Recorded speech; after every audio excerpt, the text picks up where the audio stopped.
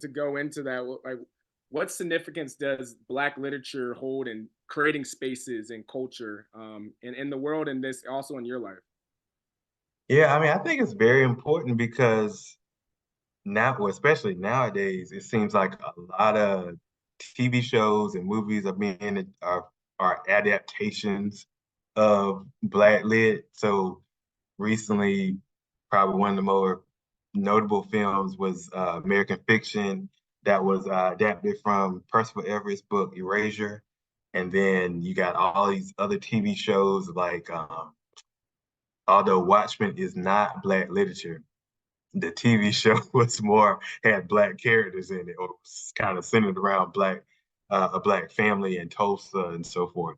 Um, and then there's some other books that have been adapted recently too. Kindred has been adapted to a TV show. So I feel like a lot of Black lit is maybe they're not getting read, but they're getting consumed in some way from that more adaptation visual form.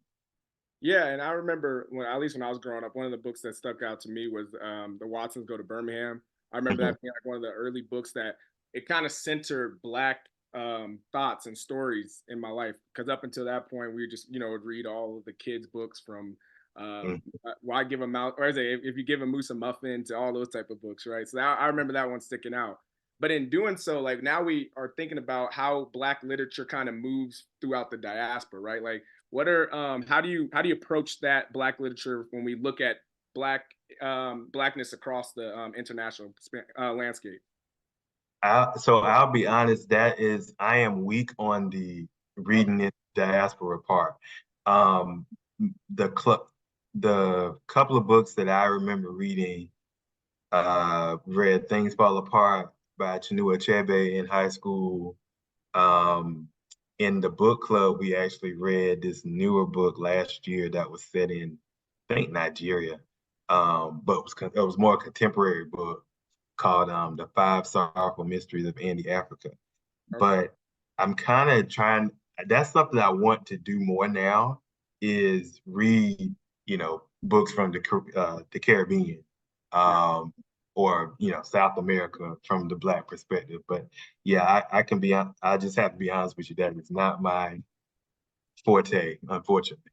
Yeah, and when you do go down that path, definitely look at France Fanon for now. Okay. Yeah, I might be messing his name up, but The Wretched Uh, of the Earth, that one, it kind of explains like colonialism and all that in Africa during like the 40s, 50s, and 60s. But it's really well read. It's a really strong book. I'm also, so speaking of that a little bit, there's been this kind of pushback, right? Where it's like I don't want to necessarily want to read the struggles as much. I want to read the Black joy books. Like, what's some of those? What do you think kind of is there? Like, how do you think about that when it comes to balancing? I want to read for the joy versus I want to also have to educate myself in the histories and all that. Where do you stand on thinking like that? it's tough because a lot of the books that I read in that vein were in that vein, especially if it's historical stuff, right? Um, and I remember somebody, I think my dad asked me one time a long time ago about don't that reading those books, doesn't that make you mad? And I'm like, yeah, but I can kind of contain it, right? It's not something that's really I'm not mad every day or anything. But I try to balance that to your question is, reading genres outside of that, so reading some poetry here Yeah. and there, reading more fiction. I don't read a lot of fantasy now like I used to, but maybe I need to go into that as well.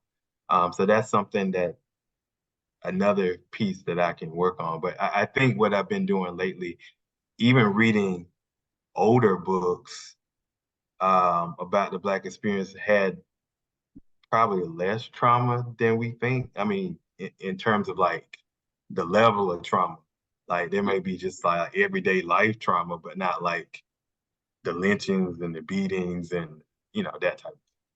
Yeah, and I think it kind of goes into, I think why people probably push back on it. I think it kind of goes into that James Baldwin where he kind of talks about to be like in a constant state of rage. Like when you just Mhm. see all these happenings to black people in America, you kind of want to have those black story and those joys, like even in the spite of kind of the struggle that your people have gone through. So I think that's kind of why people are like, I need to read a Black Joy book. I need to read, like you said, get into a poetry, watch something mindless, you know. But I do think it's important to engage with the literature so you can continue to see like how people from your lineage have persevered through a lot of Right. struggles and challenges. So I think Mhm. there's something to behold to at least engaging with the work. Right.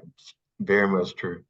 If you enjoyed that clip, make sure you head over to www.bookumapp.com to download our app so you can connect with your favorite bookish content creators, start conversations, and start your own book club.